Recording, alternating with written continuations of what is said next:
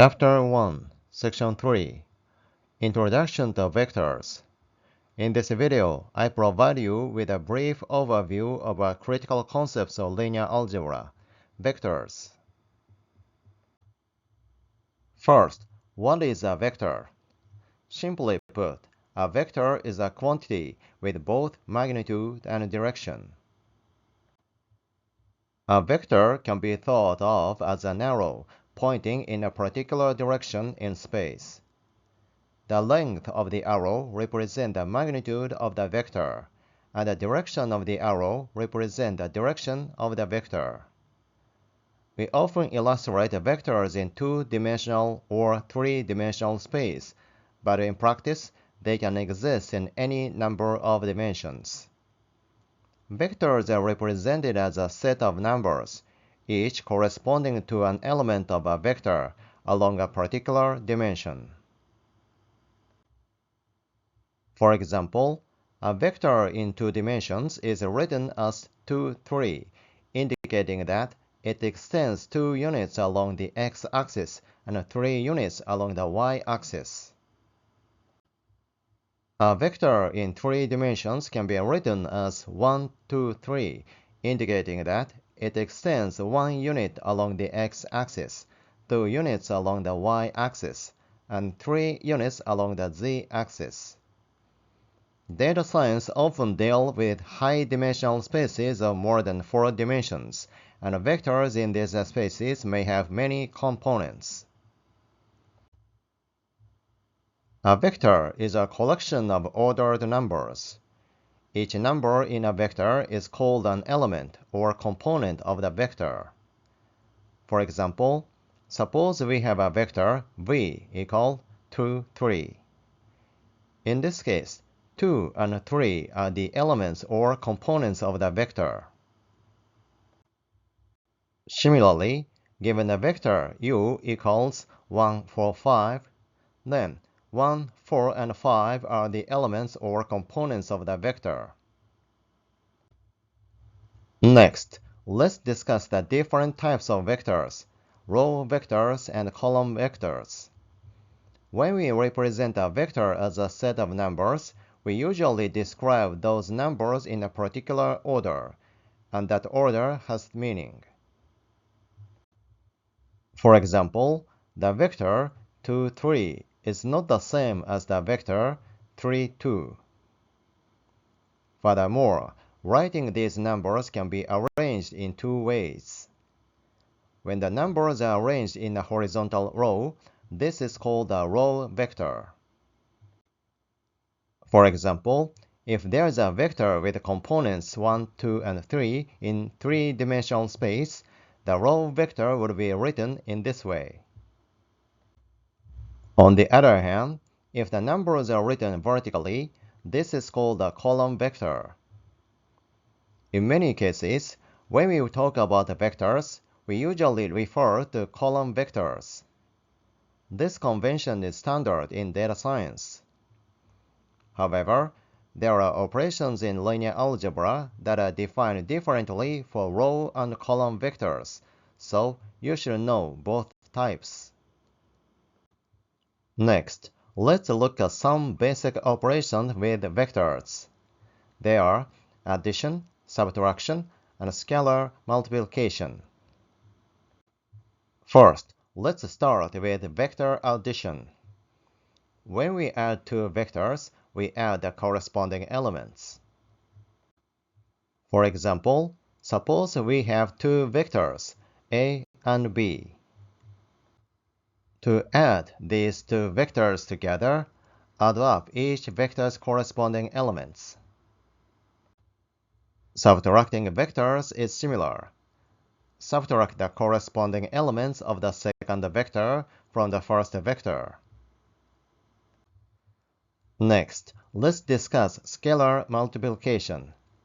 A scalar here is a single number. Multiplying a vector by a scalar means multiplying the elements of each vector by that scalar. In other words, multiplying the vector 2, 3 by the scalar 2 yields the new vector 4, 6.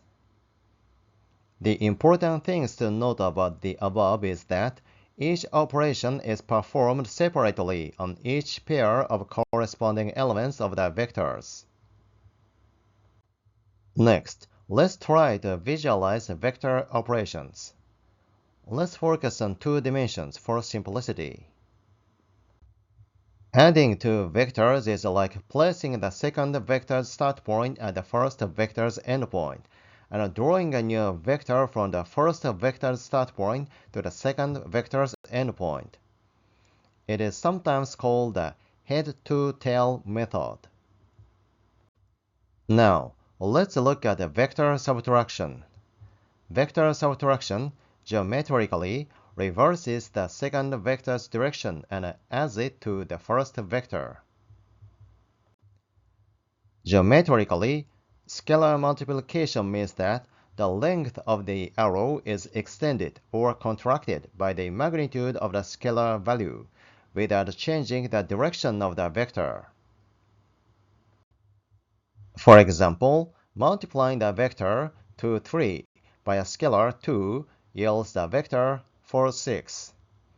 It means that the original vector stretched by a factor of 2 in both the x and y directions.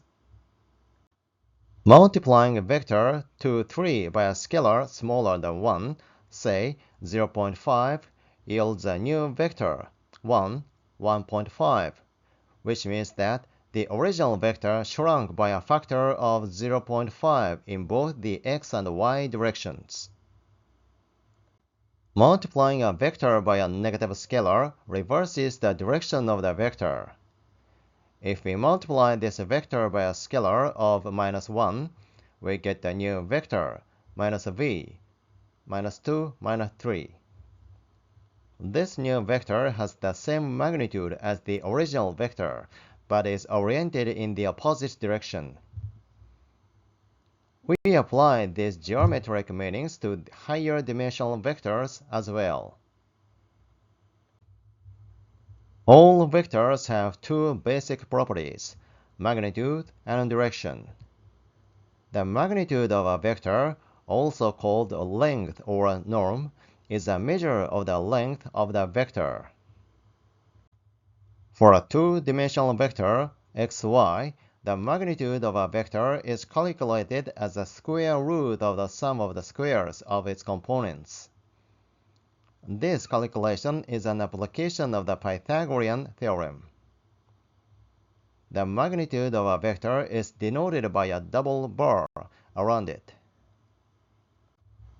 Similarly, for a three-dimensional vector, the magnitudes can be computed in this way. And the same is true for higher dimensions. The direction of a vector is the direction that the vector points in. In two dimensions, the direction can be specified by the angle to the positive direction of the x-axis. For example, a vector pointing directly up along the y-axis has a direction of 90 degrees, while a vector pointing left along the negative x-axis has a direction of 180 degrees. For vectors of 3 or more dimensions, the direction can also be specified in terms of angles to the axis. Importantly, the magnitude and direction of a vector is independent of its location. For example, the vector 2, 3 has the same magnitude and direction whether it starts at the origin, point 3, 3, or anywhere else. In other words, a vector retains its magnitude and direction regardless of its starting point. This property of vectors allows us to perform operations such as vector addition and subtraction.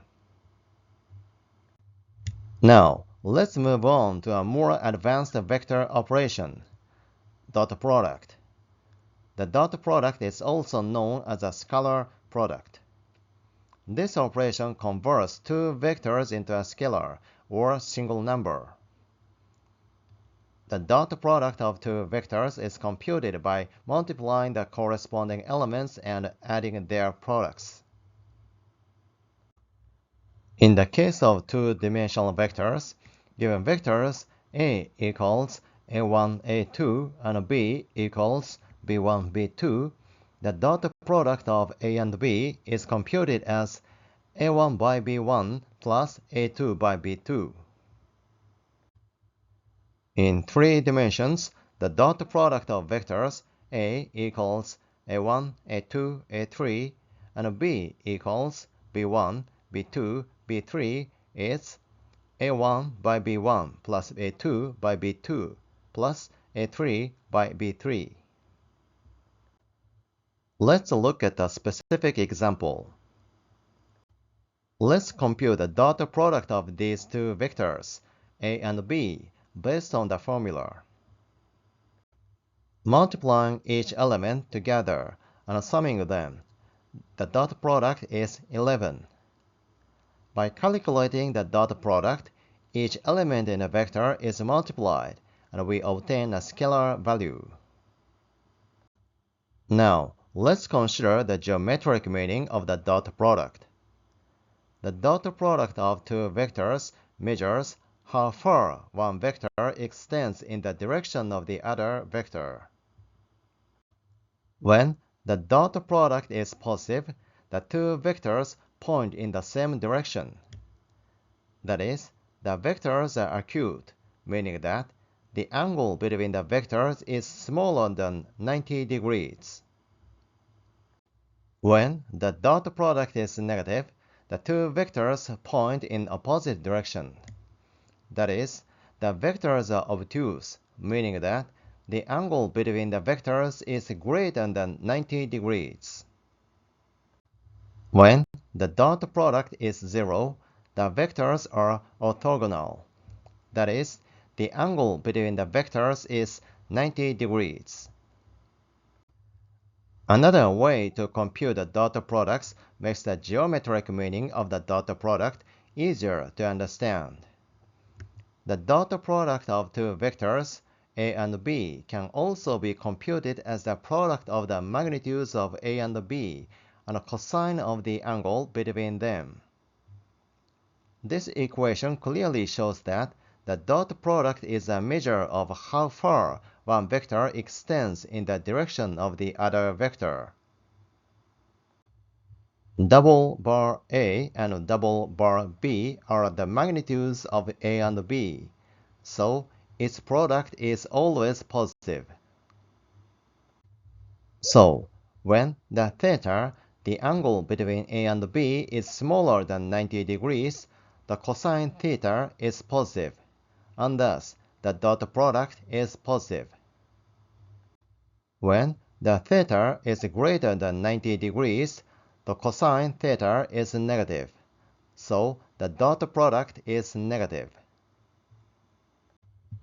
When the theta is 90 degrees, the cosine theta is 0, so the dot product is 0.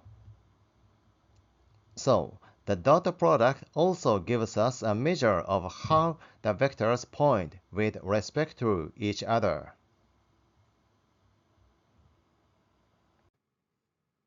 Thank you for watching. Please thumbs up and subscribe to my channel.